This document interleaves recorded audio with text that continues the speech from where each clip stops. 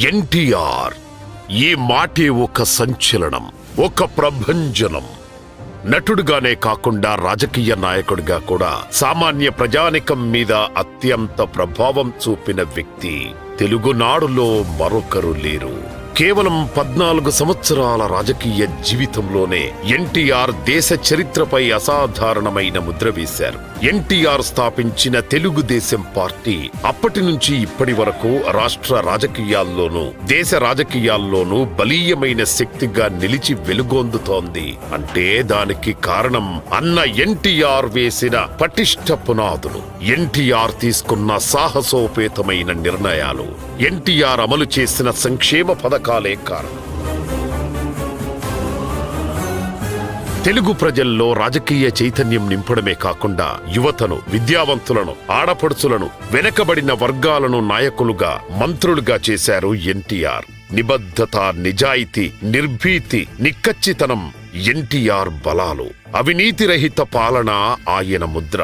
ఎన్టీఆర్ రాజకీయ భావాలు, ఆలోచనలు అన్ని నిరుపేదల ప్రాథమిక అవసరాలు తీర్చేందుకే ప్రాధాన్యమిచ్చాయి. అందుకే ఎన్టీఆర్ ను దేశంలోనే సంక్షేమ పాలనకు ఆద్యుడన్నారు. పటేల్ పట్వారీ వ్యవస్థ నిర్మూలనం, మండలాల స్థాపన ద్వారా పరిపాలనా వికేంద్రీకరణ, రాయలసీమ క్షేమం కోసం తెలుగు గంగ నిర్మాణం, ఆడపిల్లలకు ఆస్తిలో హక్కు, కిలో ₹2 బియ్యం పథకం, సగం ధరకే చేనేత వస్త్రాలు, పేదలకు పక్కా ఇళ్ల నిర్మాణం, రైతన్నకు సబ్సిడీపై విద్యుత్, పేద వృద్ధులు, వితంతువులు, రైతులకు నెల పింఛన్. ఇవన్నీ ఎన్టీఆర్ లోని నూతనత్వంతో కూడిన ఆలోచన విధానాలకు నిదర్శనాలు.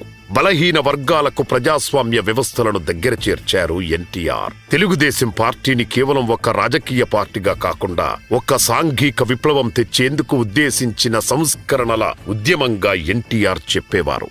ఎన్టీఆర్ ఒక ప్రాంతీయ పార్టీకి చెందిన జాతీయ నాయకుడు అంటూ ఆనాడు దేశ రాజకీయాల్లో చెప్పుకునేవారు.